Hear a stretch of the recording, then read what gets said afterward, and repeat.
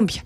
Nosotros, desde que se conoció la noticia lamentable de Luzmeri Tristán el pasado 5 de agosto, en donde se confirmó su asesinato presuntamente por parte de su pareja Andrés Gustavo Richie García, pues se pone sobre la mesa otra vez hablar de los feminicidios en nuestro país. Y las cifras que otra vez volvemos a mencionar son espeluznantes. En Colombia, cada 28 horas, una mujer por temas de maltrato físico y por parte de su pareja o por violencia de género. Esa es una cifra, por ejemplo, que encontramos hoy en el editorial del periódico El Espectador, que se titula Feminicidios, leyes avanzan, el Estado y la sociedad no. ¿Y por qué como sociedad no avanzamos frente a la tragedia que significa para nosotros como país que cada 28 horas muera una mujer en nuestro país a causa del feminicidio? Luzmeri Tristán, pues era una mujer muy destacada en Colombia. En 1990 nos trajo una medalla por el patinaje profesional. Además tuvo una academia, tenía una academia que formó a patinadores muy importantes que le dieron grandes glorias a Colombia. Incluso también Luzmeri Tristán Pereirana estuvo inmersa en el ciclismo. Una mujer de muchos logros, pero pues que no logró sobrevivir a la violencia y a los celos presuntamente de su pareja, porque todavía pues el señor Richie no ha sido condenado en juicio, a pesar de que pues tenía y estaba aportando armas, y lo que han dicho las autoridades es que una de las armas que el señor estaba aportando de manera irregular, porque no tenía permiso para aportarlas, pues habría sido una de las balas que estuvieron o que se encontraron en el cuerpo de nuestra patinadora Luzmeri Tristán. Hoy, por eso, en este panorama, para que no olvidemos y sigamos haciendo conciencia y como sociedad avancemos en contra de los feminicidios y de la violencia de género, de condenar este tipo de violencias, nos atiende muy amablemente, y pues entiendo que es una entrevista difícil. Hoy hemos tenido entrevistas difíciles. Su hijo, el hijo de Luzmeri Tristán, don Mario Valencia Tristán, Claudia, y es difícil hacer estas entrevistas, sobre todo pues cuando estamos hablando también con las víctimas, cuando estamos hablando con las víctimas de estas tragedias, Claudia. Pues por eso agradecerle al señor Mario Valencia una y otra vez la generosidad de tener esta comunicación con nosotros y con nuestros oyentes, Camila, porque imaginamos el dolor que está sintiendo, pero también valoramos mucho este acto de valentía, porque es muy importante crear conciencia para que esto no le pase a ninguna otra familia, a ninguna otra mujer. Luzmeri Tristán fue la mujer número 321 víctima de feminicidio solamente durante lo que va corrido de este año, que son cifras que han ido en aumento año a año, y que además en el 13% de los casos están involucrados las parejas. Sabemos que Luzmeri Tristán se iba a casar con este que fue su asesino, y es lo que se repite en muchos de los casos de feminicidio. Es decir, la violencia, la mayor vulnerabilidad de estas mujeres está en sus propios hogares, en sus propias familias, en sus propias parejas, y por eso pues una y otra vez al señor Mario Valencia, gracias por su generosidad. Mario, bienvenido. Y pues no podemos decir, no es suficiente las veces que podemos decir nuestro sentido pésame, porque sabemos y vemos en sus ojos en estos momentos, aquellos que están conectados con nosotros a través de nuestro canal de YouTube, el dolor que usted está sintiendo. Mil gracias por estar en los micrófonos de Mañanas Blue. Bienvenido. Bueno, muy buenos días a toda la mesa de Mañanas Blue. Camila, Claudia, Ana Cristina, sé que son temas que ustedes comúnmente mencionan, y yo sé que Camila, tienes que decir presunto asesino, pero no hay duda alguna que él no sea el asesino. Andrés Gustavo Richie es el asesino y no va. Y segundo que todas yo sé que ustedes tienen que hacer un rigor periodístico, pero les pido que por favor que me entrevisten como si ustedes estuvieran recibiendo la noticia hace 2 o 3 días de lo que le pasó a mi mamá, para que lo tengan por favor en cuenta. No, pues claro que sí. Y Mario, usted dice que claro, nosotros tenemos que decir presunto asesino, pues porque evidentemente el señor no ha sido vencido en juicio, pero sí pues todas las evidencias indican que claramente él es el responsable del asesinato de su mamá, de Luzmeri Tristán. Y eso me lleva a preguntarle si usted y su mamá en algún momento se imaginaron que esto podía pasar, porque dentro de lo que se ha conocido públicamente se sabe que este señor El señor Andrés Gustavo Richie tenía antecedentes de maltrato físico a sus parejas, de maltrato psicológico a quienes se involucraban sentimentalmente con él. Su mamá se iba a casar con él en unas semanas. ¿Usted en algún momento sospechó o ella que algún desenlace fatal así podía ocurrir? No, lo hemos hablado con mis hermanos, con los más allegados. Este alcance nunca lo vimos venir. Sí. Este alcance nunca se nos imaginó. Es decir, yo sé que ustedes tienen que hacer la pregunta, pero en mi cabeza, en muchas de las personas cercanas, sentimos culpa de cómo haber podido evitar esta situación, de cómo haber prevenido esto. Claramente hay señales, pero eso nunca pensamos que ese fuera de alcance. Ella tenía psicólogos, tenía psiquiatras, tenía psicoterapeutas que ella consultaba y nadie pudo evitarlo, ni siquiera las personas con los cartones, con las personas que tienen todo el conocimiento para evitar esto, ninguno pudimos evitarlo. Ayer hablaba con alguien que inclusive trabaja en un centro de víctimas para mujeres en riesgo y decíamos, habían señales, pero nadie se imagina que esto pueda pasar. Y por eso este testimonio suyo es tan importante, porque eso que ustedes experimentaron es lo que podemos experimentar muchos en nuestras casas, y es alguien cercano o alguna mujer cercana que está siendo víctima de maltrato, que está siendo víctima de violencia intrafamiliar, y uno no sabe cómo actuar, uno no sabe qué hacer, hay mucha ignorancia alrededor de este tema, y si supiéramos qué hacer, se podrían evitar más asesinatos como el de su mamá. ¿Cuáles eran esas señales, Mario, que ustedes que estaban ahí? Usted decía, había psicólogos, había gente, el señor estaba en terapias, sabíamos que era celoso, pero ¿cuáles eran esas señales que estaban ahí y que no se tomaron lo suficientemente en serio? No creo que la palabra sea que no se hayan tomado suficientemente en serio.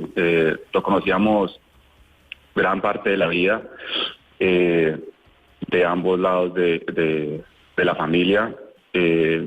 Uno dice 60 años y nunca pasó nada con alguna otra mujer. No estoy hablando obviamente de maltrato, sino del tema del asesinato.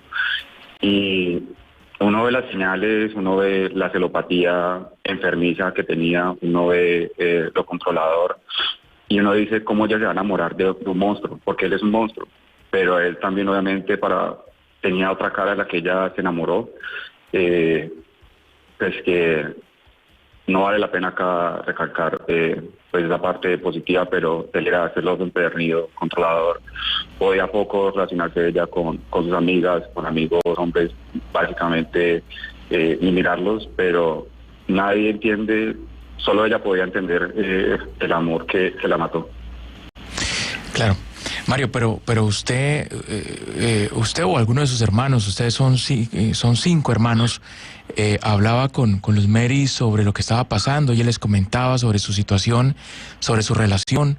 ¿Existía esa posibilidad de dialogar con ella o era muy reservada frente a su vida personal? Hay diferentes momentos. En momentos fuimos lejanos a ella por de pronto no aceptar la relación y de pronto nos alejó inclusive mucho más.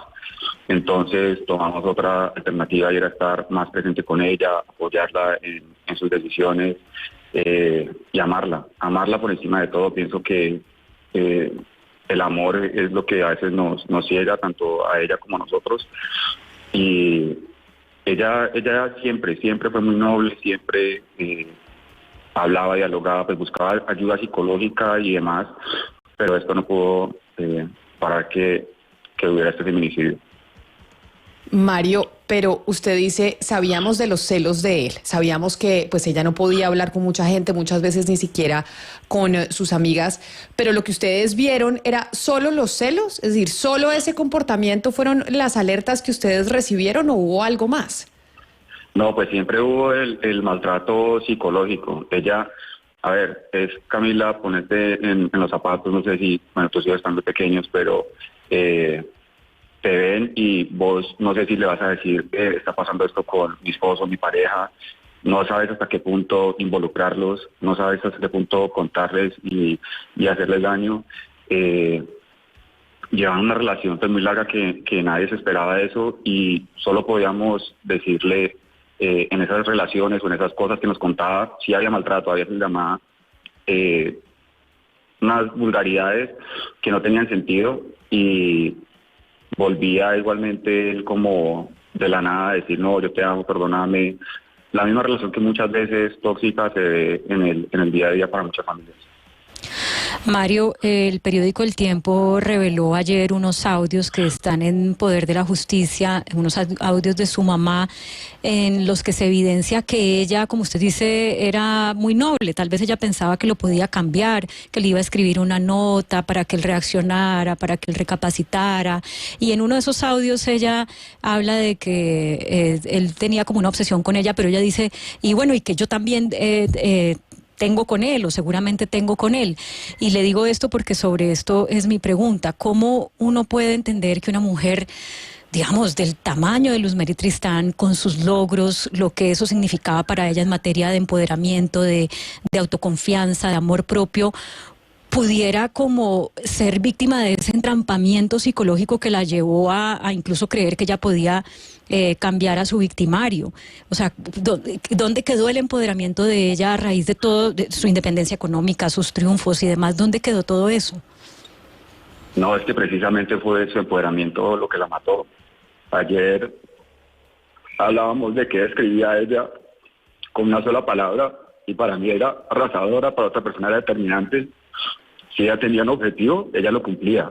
Fuera como fuera, lo cumplía, obviamente sin herir a nadie, porque era justa en cada una de sus acciones, cada una de sus palabras.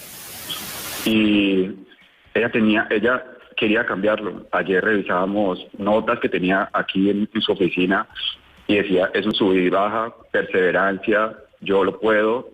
Y era hablando de eso, porque los últimos años fue tratando de que su relación funcionara, tratando de que todo fuera de la mejor manera, buscar ese amor. Mi hermana decía, ella es una niña, ella era, por más de que no lo crean, ella era una mujer inocente y creía en el bien. Las cosas que le han pasado a ella no tienen perdón de Dios, y así todo ella perdonaba a las personas que le hacían atrocidades. Entonces siempre veía el bien de la persona y veía esa otra parte del monstruo que desafortunadamente no pudo dejar. Es que, Ana Cristina, sobre esta pregunta que hace Claudia, nos escribe una oyente al 301-764-4108 y dice: Luzmeri Tristán era una mujer guerrera, peleó contra tantos hombres de la Federación del Deporte, contra empresas, en fin, logró apoyos al deporte femenino. Muy importante entender, pues, que una mujer, incluso con esa fuerza y ese empoderamiento, sufre de un apego a un hombre de esas maneras. Es que es un poco la pregunta que hace Claudia. Luzmeri Tristán era una berraca y luchó en su época, en los 90s, para lograr el apoyo al deporte femenino, y era una mujer empoderada que muchas seguían como un referente, e incluso a ella le pasó esto. Luzmeri Tristán abrió la puerta más grande que se le ha abierto al deporte para las mujeres en Colombia, Camila. Fue la primera patinadora que tuvo un título de ese tamaño, y en este momento Colombia es potencia mundial de patinaje. O sea, ella abrió esa puerta que convirtió a Colombia en potencia mundial de patinaje, tanto femenino como masculino. Señor Valencia, usted hace unos momentos nos viene diciendo que su mamá pues estaba yendo a terapia, que tenía pues psicóloga y tenía pues un tipo de ayuda profesional. Quisiera saber si la mamá normalmente iba a este tipo de ayudas, o fue a partir de que empezó a salir con su pareja, y cómo cambió ella desde la terapia, si tuvo algún cambio, o en realidad la terapia no hizo como algún cambio o algún efecto en la manera en cómo ella estaba asumiendo la relación. No, creo que, a ver, ella siempre por diferentes problemas buscaba ayuda con quien fuera, con sus hijos, con amigos, con terapeutas, y en este caso pues buscaba ayuda de cómo manejar, porque ella lo decía, era la celopatía de él, y era darle manejo a algo que era imposible darle manejo. Entonces pues estas terapias eran para calmarlo, para tratar de no enrancharse con él cuando él presentaba pues estos casos de celotipia exagerados, en controlarlo bajo cuando él estaba a la influencia del alcohol, y pues ella trataba de mejorar, de de afrontar esta situación de la mejor manera y de diferentes maneras. Ella recibió, ustedes no se imaginan la cantidad de terapia que recibió de diferentes fuentes para poder superarla. Acuérdense que ella también duró sin el 2 años, ella terminó con el 2 años porque sabía que no era, pero desafortunadamente vuelve con él. Entonces no sabíamos qué más se podía lograr por parte de algún terapeuta. Mario, ¿cómo era la relación de esta persona con ustedes, con la familia de Luzmeri? ¿Cómo era la relación que él tenía con ustedes? Si bien ustedes conocían muchos aspectos de la intimidad de ellos y el sufrimiento que ella estaba padeciendo, ¿cómo era la relación de este señor con ustedes, con sus hijos, con la familia de ella?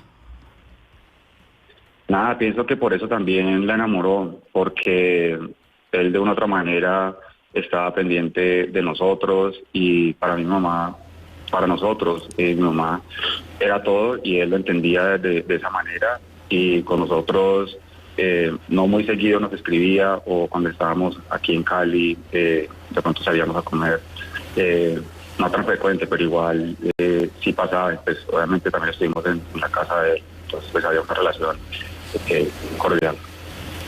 Mario, hay una publicación en la cuenta de Instagram de su mamá a propósito del Día de la Mujer, donde ella pone una foto con una de las chicas de la escuela, una niña pequeña, abrazándola en un coliseo, y dice: somos valientes, guerreras, echadas para adelante, cariñosas, inteligentes, amorosas, trabajadoras, capaces, disciplinadas, y logramos todo lo que nos proponemos. Este y todos los días, feliz Día de la Mujer, admiración total para cada una de nosotras. Esas mujeres, esas niñas deportistas a las que Luzmeri pues apoyó y que ella era su referente, hoy en día están huérfanas de ese referente. ¿Usted qué les dice a ellas? Que se lleven la esencia de ella. La esencia de ella sigue siendo esa, a pesar de lo que pasó.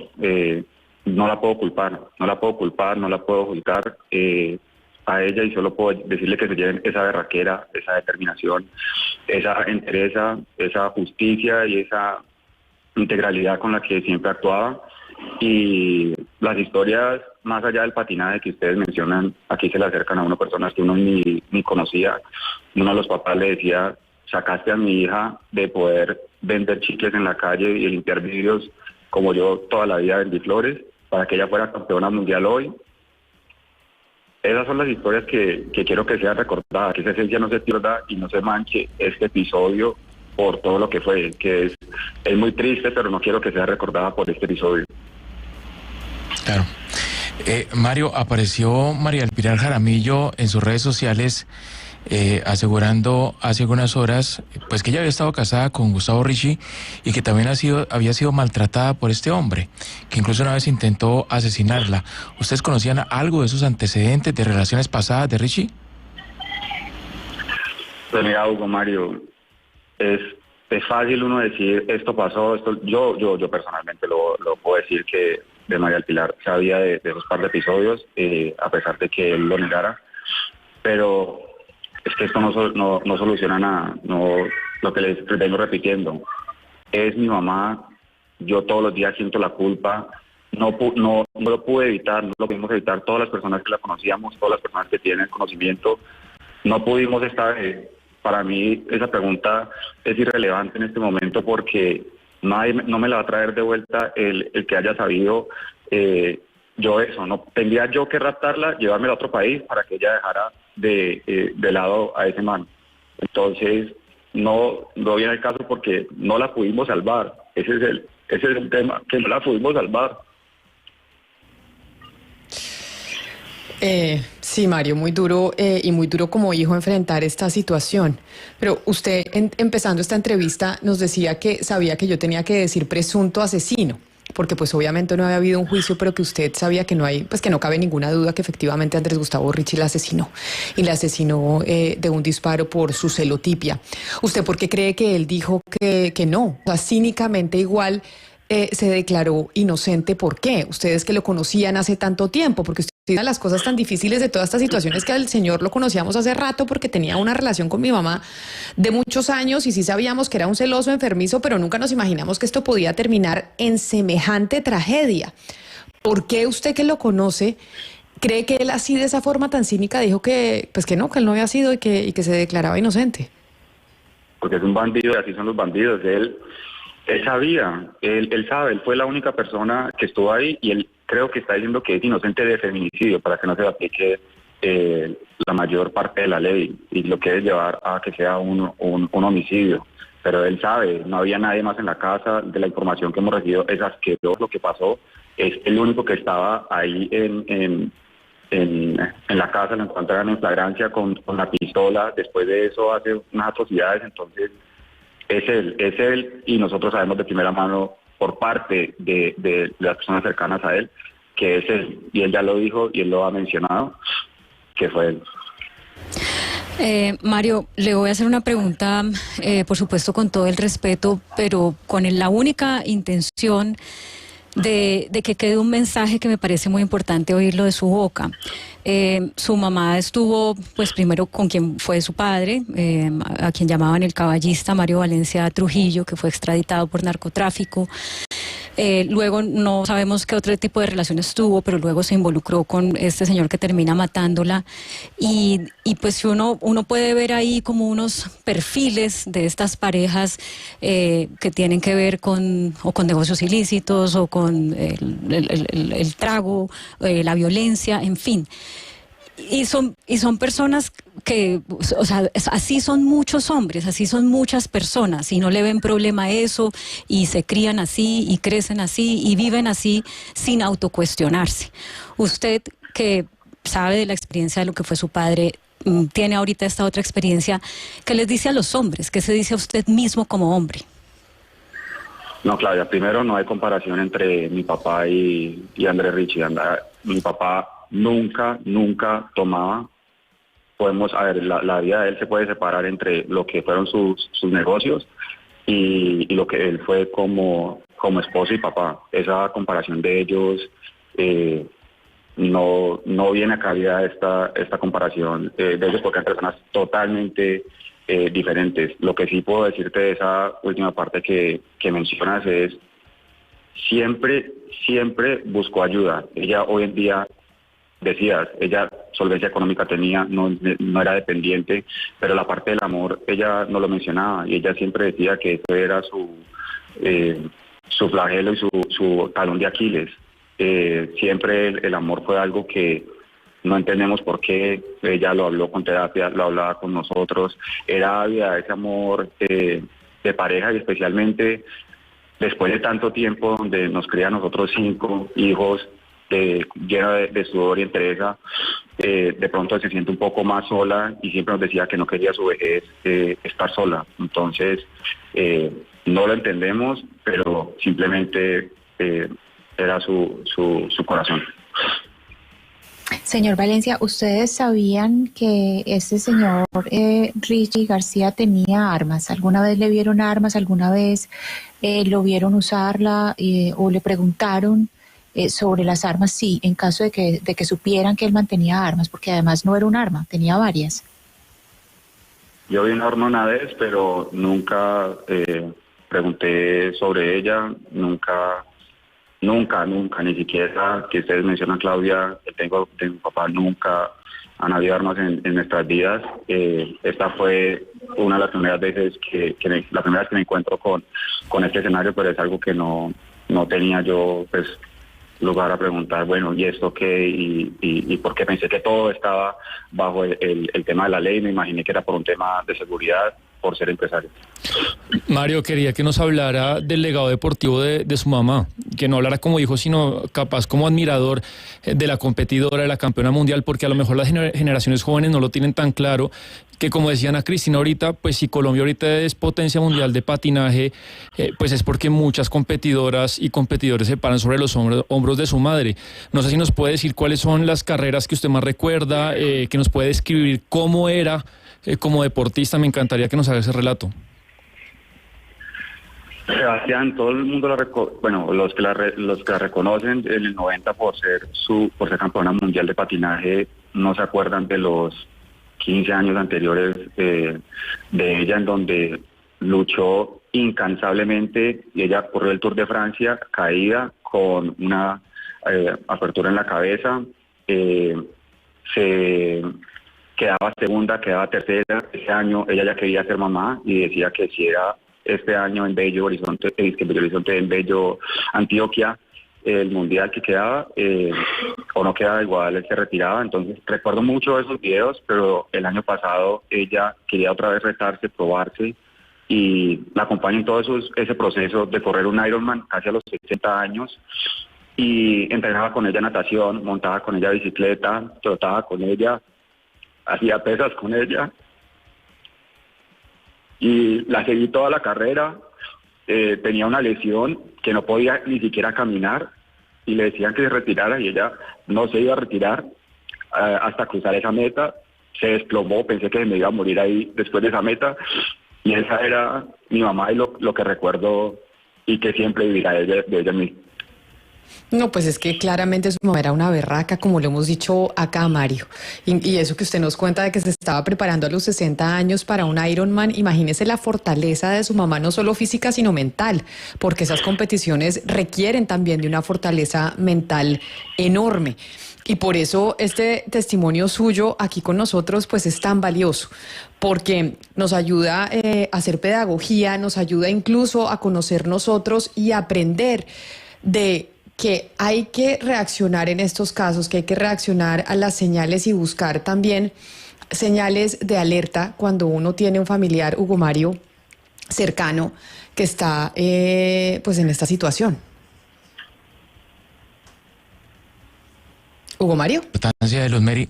Camila, yo creo que Colombia reconoce la importancia y lo que significó Luz Mary Tristán para el deporte nacional, pero quienes nacimos en Cali, quienes vivimos en Cali y conocimos a Luz Mary de cerca, quienes fuimos alguna vez a su centro deportivo en la avenida Cañas Gordas y conversamos con ella, pues veíamos su pasión y sabemos que es la responsable que Colombia sea una potencia mundial del patinaje.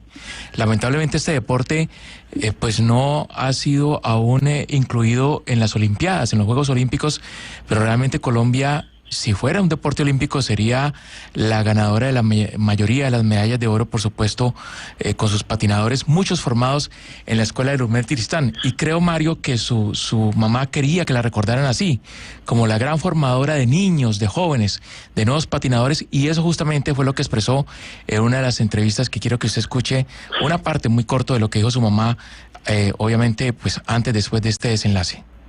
Que la gente lo recuerda con admiración, y yo creo que eso es un factor muy importante para mí, porque son los niños lo más importante, valga la redundancia, en mi vida, a los que quiero enseñarles pues lo que en un momento aprendí, y que ellos te recuerden o que te quieran emular, que te tengan como ese referente o esa persona que quieren llegar a ser campeón del mundo como Luz Mary Tristán. Así quería Mario que la recordara Colombia.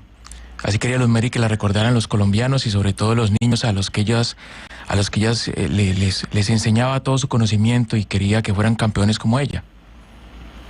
Hugo Mario, no fue solo aquí en Colombia. Yo no sabía el impacto que creó ella, pero el entrenador de ella que la coronó campeona mundial es un neozelandés, y él le decía en el mensaje que escribió en Facebook al post sobre esta noticia, y se acordaba que ella le decía: si me toca subir a ese poste y tirarme desde allá para ser campeona mundial, yo lo hago.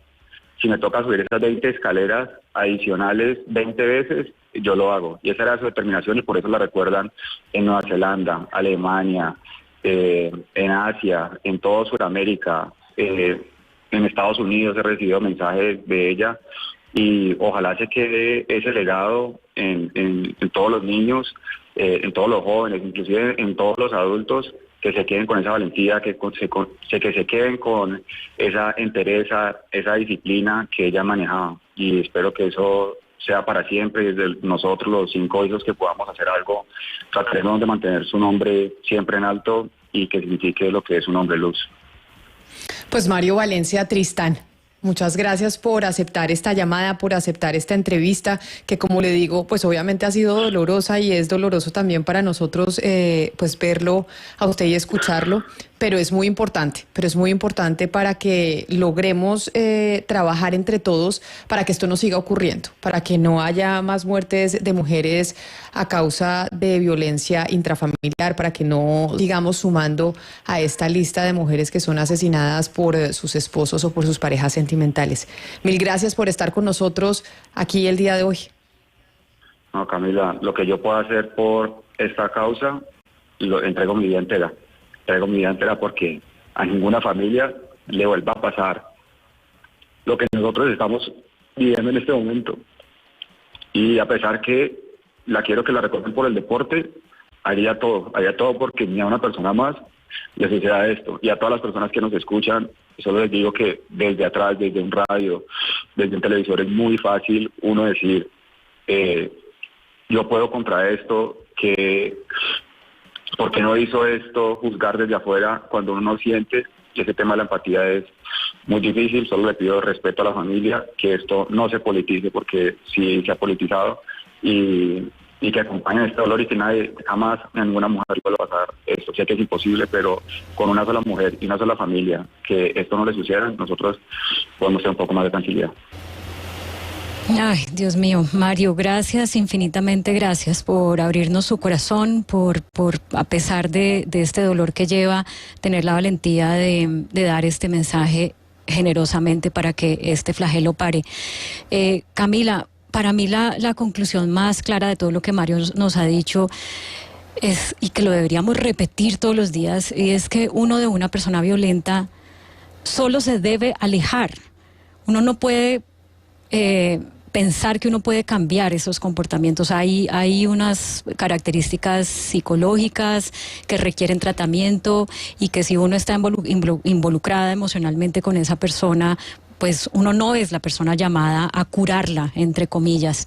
Y eso es lo que les pasa a muchas mujeres, que creen que pueden cambiar a sus maridos. Y no es culpa de ellas, es digamos... pues que creen que tienen ese poder, que creen que la sociedad, digamos, de alguna manera las está forzando a lucha por tu familia, sácala adelante, y ya vemos, como en el caso de Luzmeri Tristán, las consecuencias que eso puede tener.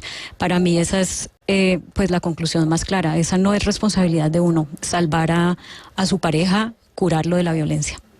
Y que tenemos mucho que aprender, nos queda todavía mucho por aprender como sociedad, incluso como familias, como miembros de familia, de qué hacer en esos casos. Yo sí le digo, Claudia, que uno muchas veces se pregunta qué hacer, no solo cuando hay violencia física, sino como nos mencionaba también Mario Valencia, el hijo de Luzmeri Tristán, cuando hay violencia psicológica, cuando eso pasa con la mamá de uno, cuando eso pasa con una hermana, cuando eso pasa con una amiga.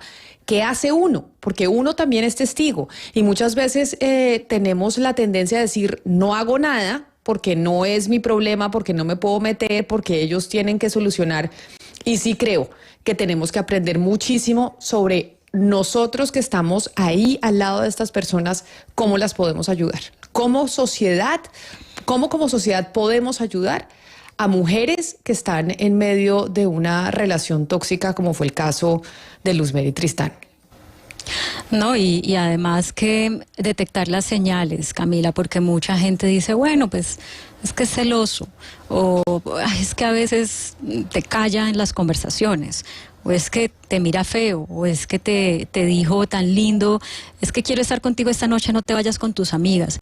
Y todas esas son formas de violencia, unas veladas, unas pareciera que no lo fueran, pero son formas de violencia.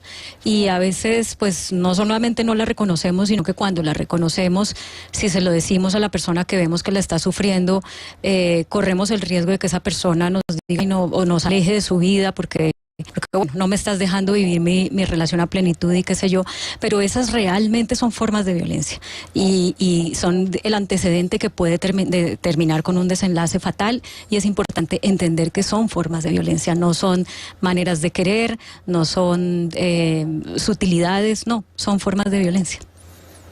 Son las 12 del día, 50 minutos. Vamos a hacer una pausa aquí en Mañanas Blue y ya regresamos porque vamos a hablar con el hijo de Luis Carlos Galán, con Luis Alfonso Galán Corredor, que está con nosotros en la línea para hablar, bueno, también de un tema pues que no le permitieron estar en la lista del nuevo liberalismo, partido pues que fundó su papá. Ya volvemos para hablar con él.